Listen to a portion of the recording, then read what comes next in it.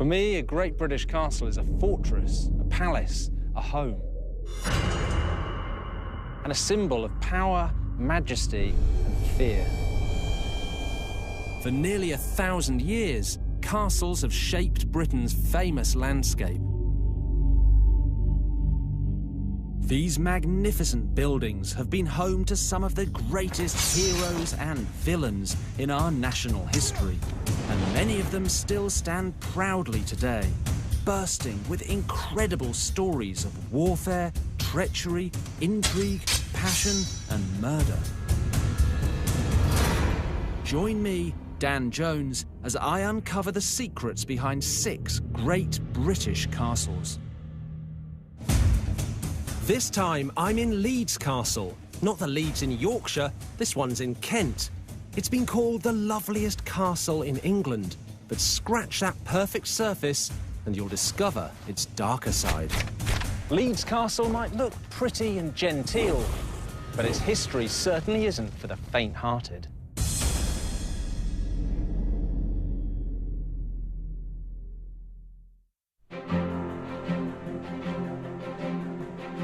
For hundreds of years, building a castle was the ultimate macho statement. Big and aggressive, castles usually bristle with historical testosterone. But not this one. Leeds Castle has seen its fair share of war and terror, but it holds a fascinating secret. Because its history has mostly been shaped not by men, but by women. There's been a castle here at Leeds for nearly 900 years, but what you see today is largely the work of one woman, Olive Lady Bailey, the daughter of an English baron and a wealthy American heiress. Lady Bailey was one of the great hostesses of her age. She bought Leeds Castle in 1926 and turned it into one of the most glamorous party houses in England.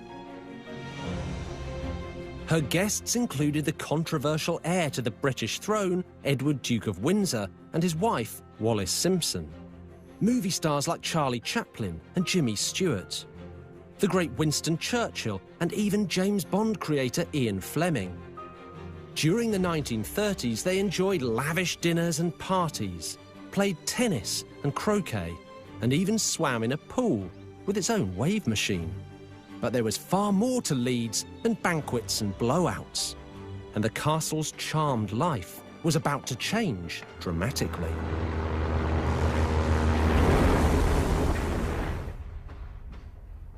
When the Second World War broke out in 1939, Leeds Castle became a secret centre of British military research. Now, instead of parties, there were flamethrowers being tested on the lawn to prepare to defend England against Nazi invasion. It's that play hard, fight hard mentality that summed up this castle throughout the ages. From the outside, it's beautiful, glamorous, feminine even. But beneath that veneer, it's no stranger to menace and violence. Britain, of course, has another famous Leeds in Yorkshire. Here in Kent, the name comes from the Old English word hlida, which means a babbling stream. The first castle built on this site around the year 1100 was the work of a Norman knight with the impossibly romantic name of Robert de Crèvecoeur, or Robert the Broken-Hearted. Sitting on 3 small islands in an artificial lake formed by the River Len, it really is a masterful piece of medieval engineering to manipulate the natural power of the river into a man-made moat. And it means Leeds Castle is cunningly defended by water on every side. Sadly, Robert the Broken-Hearted went broke and had to sell up.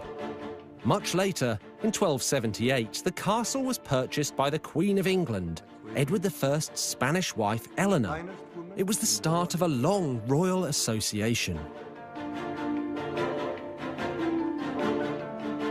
Queen Eleanor, or Eleanor of Castile, was a successful businesswoman and a property magnate in her own right. And under her instruction, the king's engineers began substantial alterations to the castle. With the moat and the barbican providing defences, the rest of the castle was free to be an elegant home for a very impressive queen. Eleanor extended the castle on the smaller island and called it her Gloriette, the name of a fantasy tower in a popular 12th century poem.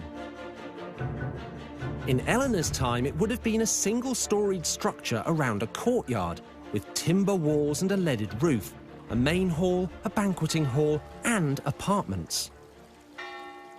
But it wasn't just the decor Eleanor was interested in. She also brought new European notions about personal hygiene at a time when most English lords and ladies were not so big on washing. 13th century documents record the building of the Queen's baths here at Leeds, and archaeologists have now found the baths in what was once thought to be a boathouse. So originally, this would have been one of the earliest English bathhouses that was built, and it was built by Eleanor of Castile towards the end of the 13th century. It would have been lined with Reigate stone tiles. It would have been seriously opulent. It may even have been fed by piped water. Eleanor sounds like quite a lover of luxury, is that fair? Absolutely. She was famous for having glazed windows and carpets in her rooms. It actually caused a lot of controversy because it was seen as a bit too luxurious, not quite the done thing. She also owned forks in a period when nobody ate with forks. Eleanor travelled constantly with her husband because she hated being separated from him. And they obviously had a good time on the road because whenever she returned to Leeds Castle, she was expecting yet another baby. She was almost constantly pregnant, wasn't she? She was. We know of at least 16 children. Most of them didn't survive to adulthood, but she was basically pregnant for most of the years of her marriage, which eventually came to undermine her health.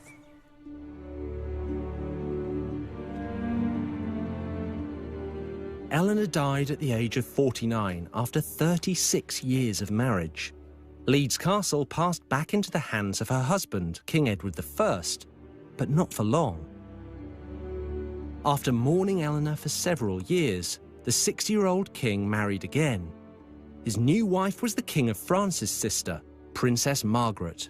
She was 17, and people called her the flower of the French. In 1299, Edward and his new teenage wife, Margaret, spent their honeymoon here at Leeds.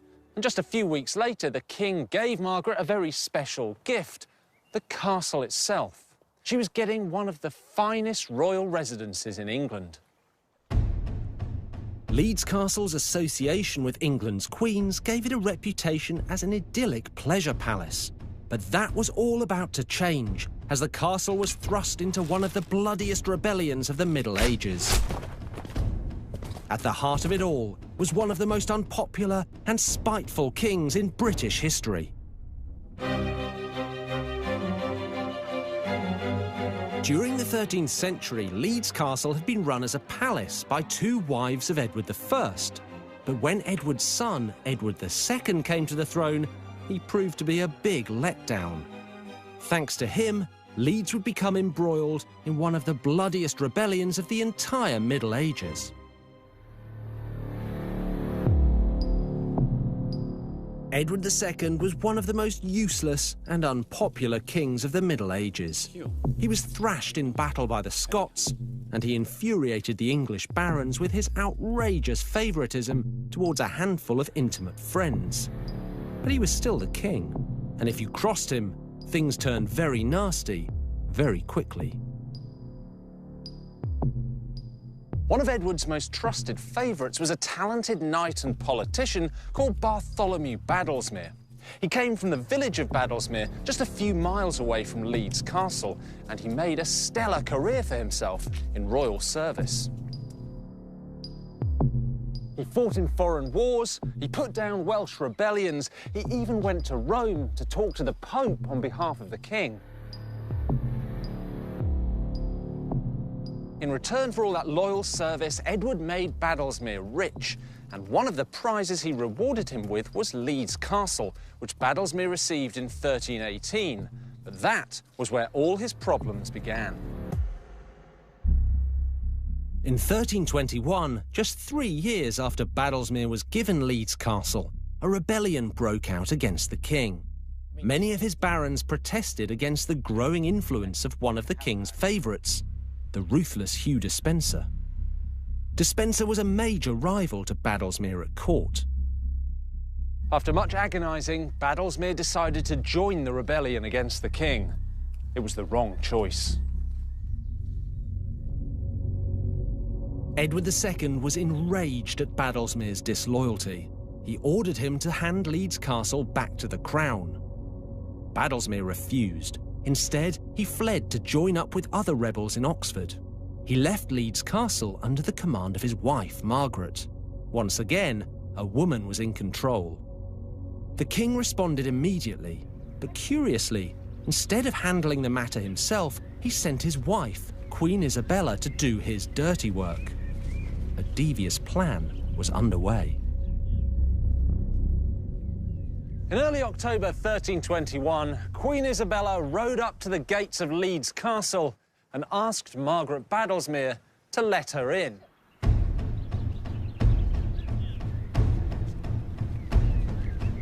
She said she'd been on pilgrimage to Canterbury, just down the road, and she needed somewhere to rest.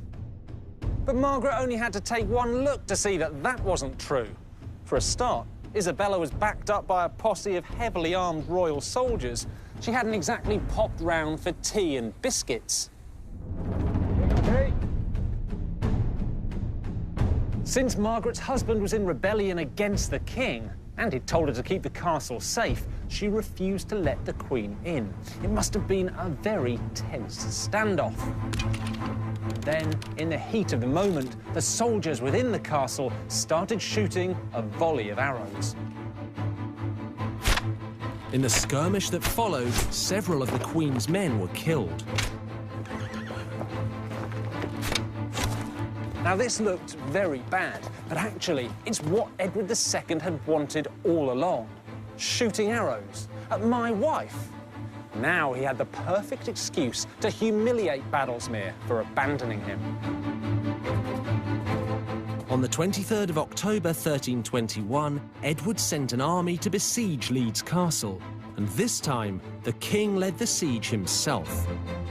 Faced with overwhelming odds, it took just a week for Leeds Castle to cave in. Margaret surrendered, hoping for mercy, but Edward II wasn't feeling merciful. He put 13 of the castle's garrison to death. Margaret and her children were all packed off to the Tower of London to be imprisoned at the king's pleasure. In April 1322, Badlesmere himself was captured. He was dragged through the streets of Canterbury behind a horse. Then he was hanged and finally beheaded, with his head displayed over one of the city's gates as a warning to other would-be rebels. With Badlesmere dead and his wife Margaret in the Tower, Leeds Castle was confiscated by the Crown. But ultimately, it wouldn't be Edward II who enjoyed it. It would be the woman whose deviousness had helped capture it, Queen Isabella. By 1326, England was fed up to the back teeth with Edward II. He'd made enemies of almost everyone, including his wife. Along with her lover, a baron called Roger Mortimer, Queen Isabella raised an army against her useless husband. She captured him and forced him to abdicate the crown, and eventually had him murdered. Along with her newfound power, royal records from the 1320s show that Queen Isabella now began building up her property portfolio and her dower, effectively her pension. It says here she's increasing her dower from 4,500 marks to 20,000 marks. That's a huge increase. It's like going from £2 million to £10 million today. And she's laying claim to lands and castles in Norfolk, Suffolk, Leicestershire, and we can see here the castle and manor of Leeds. Isabella's links with Leeds would last for the rest of her life. She was still holding the castle on her death in 1358, aged 66. It was a fitting home for a woman who toppled a king.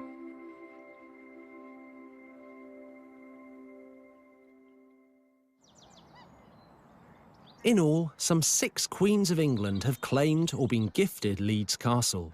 At the end of the 14th century, Richard II gave it to his wife, Anne of Bohemia. A few years later, King Henry IV gave it to his second wife, the French Duchess Joan of Navarre. But for Joan, Leeds Castle would not only be her home, it would also be her prison. Joan of Navarre was the wealthiest woman in England, but she had one big problem: her stepson, King Henry V. Henry spent his whole reign fighting a ruinously expensive war against France. And when it came to raising war funds, no one was off limits. So in 1419, he accused his wealthy stepmother of witchcraft, confiscated her lands and possessions, and had her imprisoned at a series of castles, including her own home here at Leeds. Joan was accused of using sorcery and necromancy, which meant using magic and communicating with the dead. As it turned out, she was never even tried.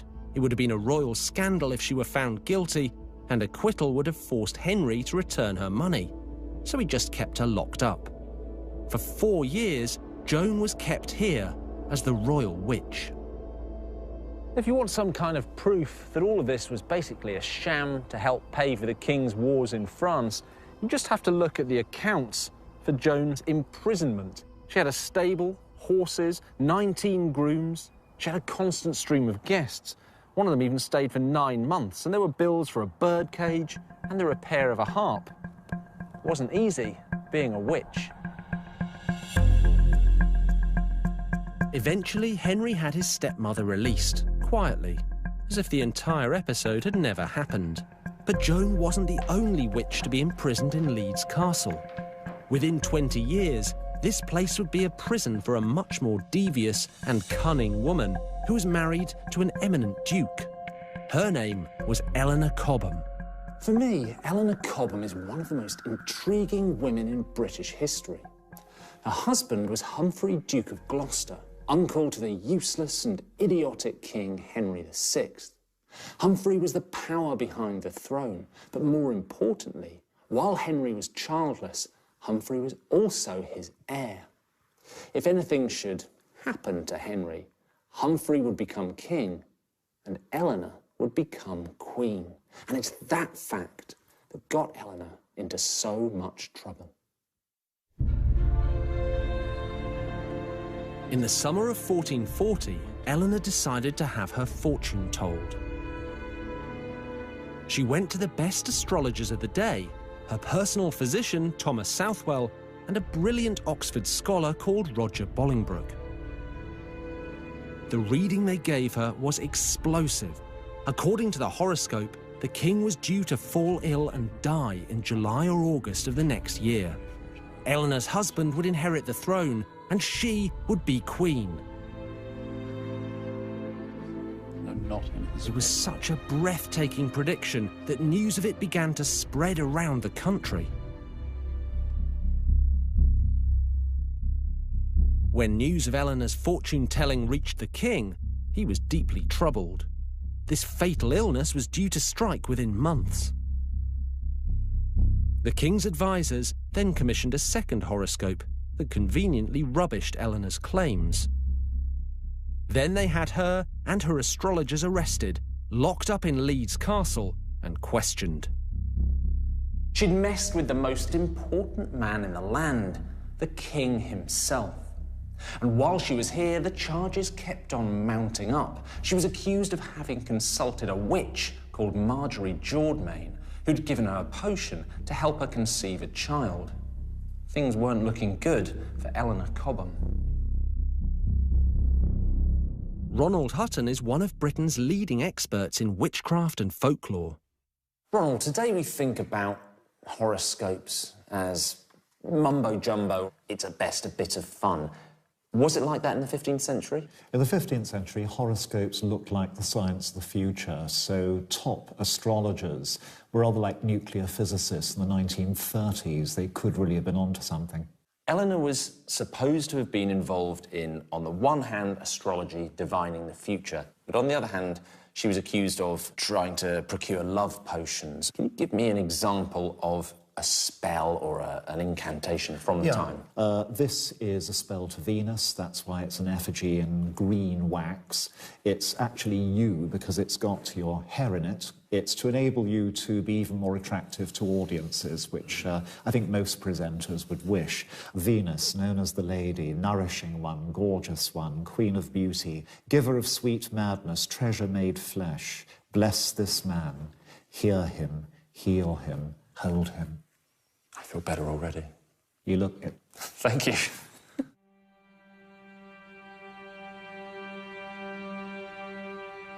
you think Eleanor Cobham was guilty? We'll never know. Framing political opponents by charging them with working magic is a favourite trick of the French and English royal families on either side of 1400. Eleanor Cobham was charged with 18 counts of treasonable necromancy, conjuring up the spirits of the dead in order to influence future events. And she was imprisoned in Leeds Castle to await her trial. Eleanor must have been terrified by the dreadful punishments handed out to her accomplices. Roger Bolingbroke, a highly respected academic, was hanged, drawn and quartered. The physician, Southwell, was lucky to die in the Tower of London before meeting the same fate. And the witch, Marjorie Jourdemain, was sentenced to be burned alive. This was a particularly ghastly way to go, tied to a stake and surrounded by wood and fuel, which was then set alight. Eleanor herself was spared, but humiliated. She was forcibly divorced from her husband. She was made to walk barefoot through the crowded streets of London, carrying a lighted taper to signify her penance, a ritual usually reserved for common prostitutes. And then she was sentenced to life imprisonment, finally ending up 300 miles away at Beaumaris Castle in Wales, where she would die, her life and her reputation utterly destroyed. Fortunately, not everyone's experience of Leeds Castle was as harrowing as Eleanor's. In fact, the 16th century would see the castle transformed for the arrival of Britain's most famous king on his way to the Tudor version of a rock festival. When Henry VIII stopped by, he came with an entourage of thousands, and Leeds Castle would have to be ready.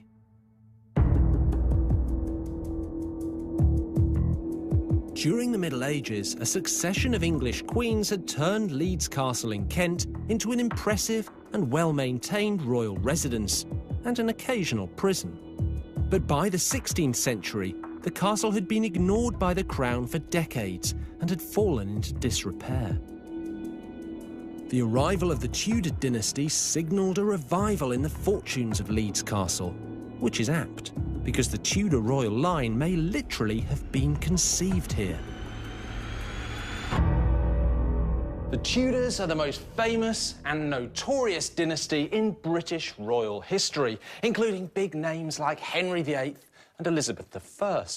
But this family actually had quite humble and very illicit beginnings, probably in this castle.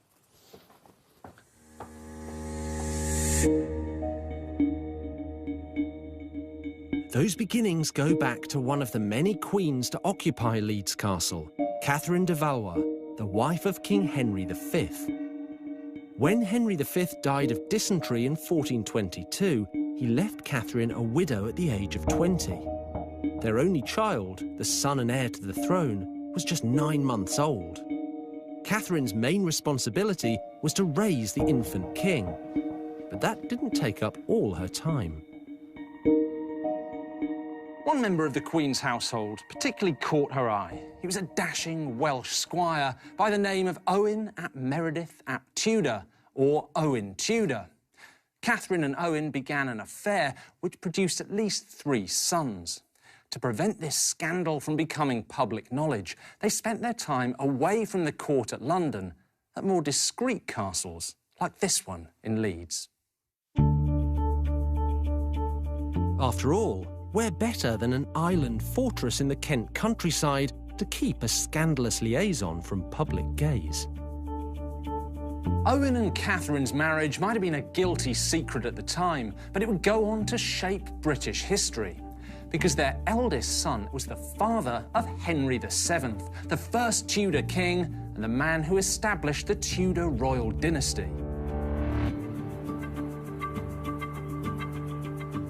In 1520, the secret lovers Catherine and Owen's great-grandson, King Henry VIII, planned a historic meeting with the French king, Francis I. And as part of this road trip, the king and his queen, Catherine of Aragon, would be stopping off at Leeds Castle, a kind of medieval motorway services.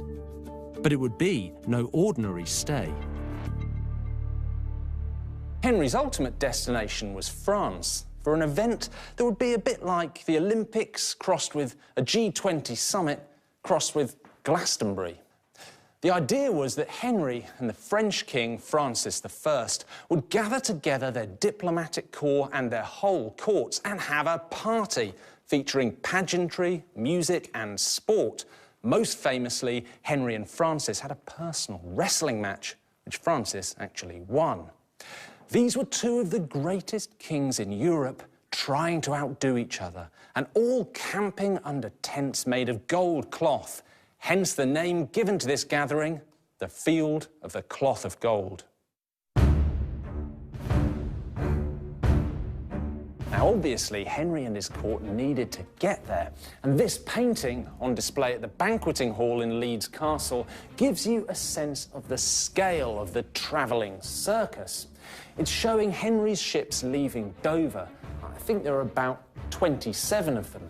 And right in the middle is Henry's flagship. That's the ship that Henry and his queen, Catherine of Aragon, would have travelled on.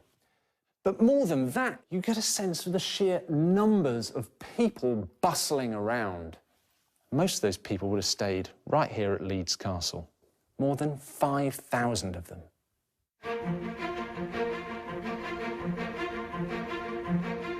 Since 1517, Henry had been ordering major works on Leeds Castle, making it the perfect palatial pit stop for a king and queen en route to France.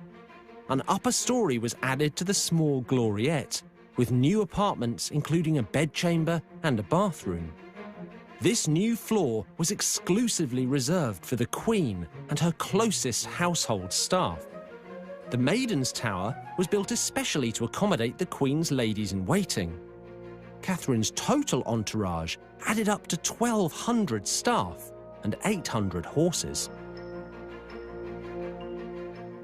The more I look at this painting, the more I feel almost overwhelmed by the opulence of Henry's court. The ships, the money, the people, the fine clothes. I think more than anything else, it tells you about the sheer extravagance of kingship in the 16th century. Maybe it's thanks to paintings like this one, but the Tudors are remembered for their conspicuous consumption. Good old Henry liked his dinner.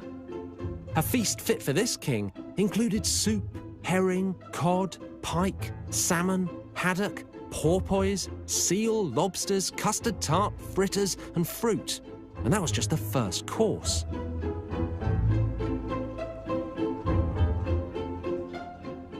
At Hampton Court Palace, there's a replica of the massive wine fountain Henry took to the Field of Cloth of Gold.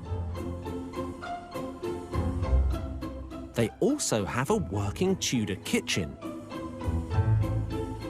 I've come here to meet an expert in Tudor cooking, Mark Meltonville. So we know when the Tudor court came to Leeds Castle that there were hundreds, thousands of people, and they got through a huge amount of food. Was this typical of the Tudor court? That's the whole point. The court consumes conspicuously. What you do is everything on a large scale. You are the king, you are the whole country moving. And so everything that you do has to be fantastic, the best of the best. So you bring in spices, you bring in things from everywhere. Food miles are really important in Tudor diets. The further, the better. And there's a kind of showiness about food at the Tudor court. Well, you don't get much more showy than the peacock there. An exotic Asian bird, which you could have just roasted or boiled. No one knows it's a peacock if you do that. How do you let them know it's a peacock? Well, the recipe says to skin it, but don't pluck it first. So lift the whole skin off, feathers and all. Wow. You slowly roast the bird, and when he's done, on the plate, lay the skin and feathers back on, dress it up as if it looks like it's alive, bring it into the hall. It's all about having the things that other people can't. At the end of the day, it tastes not much different to chicken. And he's got, of course, in his kitchen, beef roasting on a spit, just as we've got over here. Yeah, you don't just boil something in a pot. You use a ton of oak just to roast some meat up for people.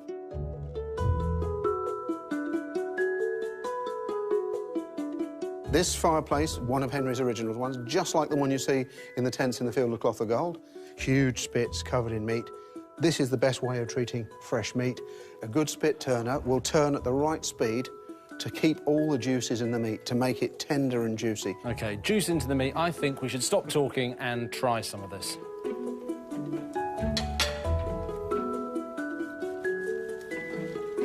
Wow, that looks amazing. So there we are, royal roast beef. It smells delicious. Really good. Really good, yeah. It's a little custard tart. It's got dates in, but it's been made green with parsley. And the base of the pastry is sweetened with marrowbone. With marrowbone? It's actually quite sweet, particularly with the dates, but then you can really taste the parsley in there, which is a kind of weird combination. That actually looks very appetising. This, I don't want to offend you, is less pleasant looking. What is this? That's, the name of it in the recipe book is arbalettes or arbalettes, and it's a cream and egg and cheese mix. It doesn't look very good because it's split, it's curdled. Smells cheesy. But actually, I mean, it's a very strange kind of sensation. You know, it is lumpy and sort of watery at the same time, but it tastes quite nice. It's got a kind of depth of flavour, it's quite savoury. Well, eat that with a big hunk of bread, mug of beer, I think we're going to be OK. Now I'm sold. Now I'm sold. You should have done that to start with.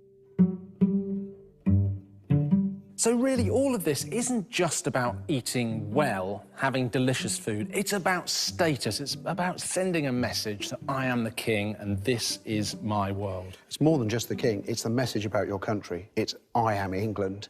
We are great. Look at what I provide just for my court. It must be so special. I must be in charge. Amazing. Thank you, Mark.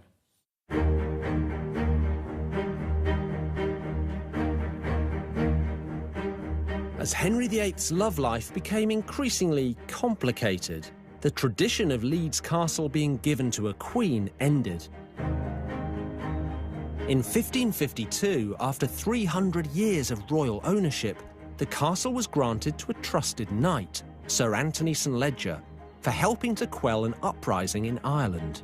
His rent was just £10 per year. From then on, this perfect, pretty castle changed hands at least 5 times, but remained in private ownership, for better or worse. Over time, the Gloriette fell into ruin. Most of the medieval buildings were demolished in the 17th century. This building, called the New Castle, only dates from the early 1800s. This was the era of the stately home, when a castle like Leeds no longer needed to be a fortress, but a celebration of aristocracy and wealth, if you had it. It goes without saying, you need vast amounts of money to maintain a place like this. Leeds Castle has brought plenty of families to the brink of bankruptcy. In the early 1920s, it was up for sale again, this time to pay for death taxes. And it was in a pretty bad state. Whole sections of the castle were lying empty, and thousands of acres of parkland had been neglected. Its heyday as the playground of kings and queens had become a distant memory. But another golden age was about to dawn. The future was new money from the new world, American dollars. Leeds Castle had found what it always needed, another strong lady, a wealthy Anglo-American heiress looking for the ultimate fixer-upper. She decided this would probably do. Her name was Olive Paget, though by her third marriage she'd gained the more glamorous title Lady Bailey. Under her ownership, Leeds Castle would be back to its magnificent best. But darker times were also on the horizon, as the castle took on a key role in Britain's fight against the Nazis, in a mission straight out of the pages of a James Bond story.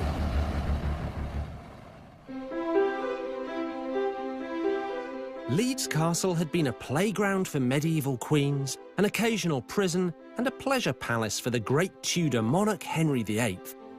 In the 20th century, it was transformed again, under a new owner, the wealthy Anglo-American heiress Olive Paget, or as she became known, Lady Bailey. You know, the more I learn about Olive Paget, the more I like her. She was born in America, educated in Paris, and volunteered as a nurse during the First World War. She married a war hero and had 2 daughters, then divorced. She married again the same year, and the happy couple bought Leeds Castle. Now, she divorced again, but she kept the castle. After that divorce, she married Sir Adrian Bailey, which gained her the title Lady Bailey. She turned what had been a tumble-down wreck into a fairy tale stately home. She didn't just have the taste, she had the money. She'd buy exotic birds on her travels and fly them home first class. Llamas and zebras were bought and allowed to roam freely around the grounds. It was all simply marvellous. Lady Bailey worked closely with a famous interior designer, Stéphane Boudin, who went on to create the French rooms at the White House for Jacqueline Kennedy during the 1960s. In the 50 years that Lady Bailey owned this place, Leeds became one of the greatest castles in Britain, and she was renowned for her parties. The guest lists included politicians and diplomats, actors and musicians, socialites, and royalty from across Europe.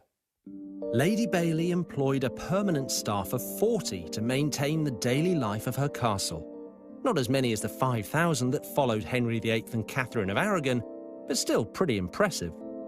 She also developed friendships with powerful political figures like future Prime Ministers Winston Churchill and Anthony Eden, ambassadors and high-ranking civil servants. Her reputation as a discreet and charming hostess meant she frequently had the ear and the undivided attention of important men. Then, in 1939, World War II broke out and the party stopped. Leeds Castle had to adapt to the times.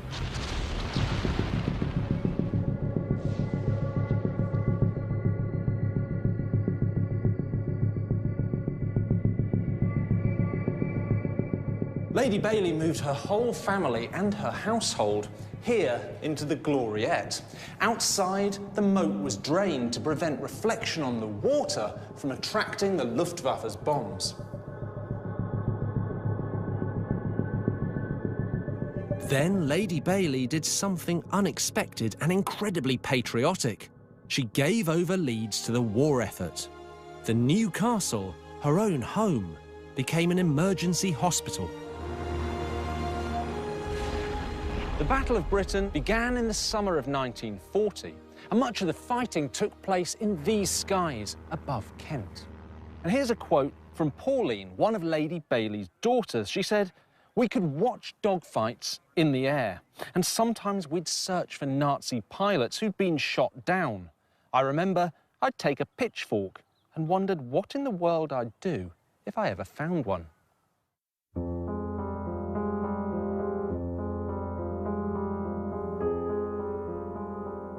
We shall fight on the beaches, we shall fight on the landing grounds, we shall fight in the fields and in the streets, we shall fight in the hills, we shall never surrender.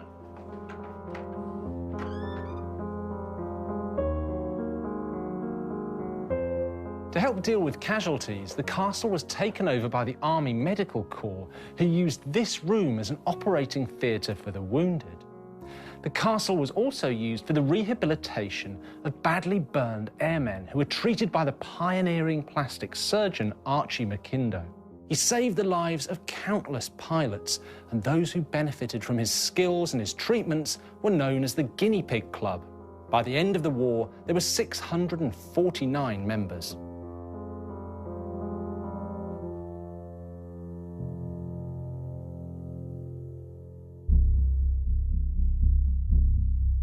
But Leeds Castle was much more than just a makeshift hospital.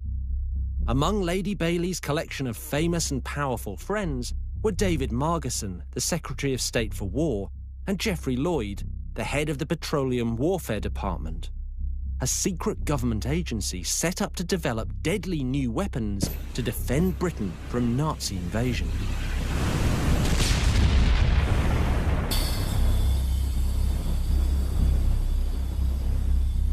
Because they were such good friends, and probably because Geoffrey Lloyd knew he could trust Lady Bailey's absolute loyalty and discretion, she allowed him to test petroleum warfare weapons on the castle lawns.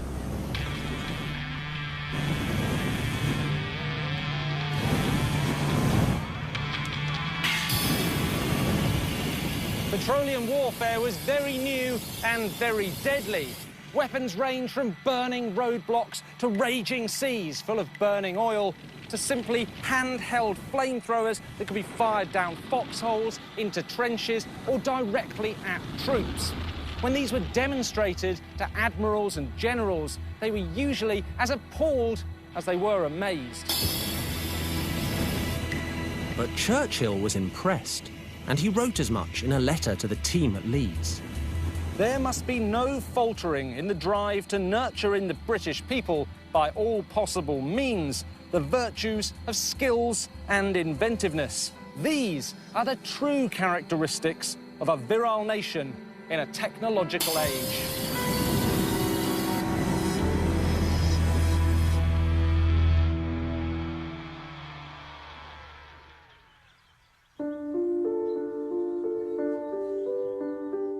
The castle survived the war without being damaged, although bombs were dropped on the castle grounds, apparently killing one of Lady Bailey's llamas. In 1974, Lady Bailey died, but she wanted Leeds Castle to live on, and she left behind a trust and £1.4 million to make sure it remained a living, vibrant castle.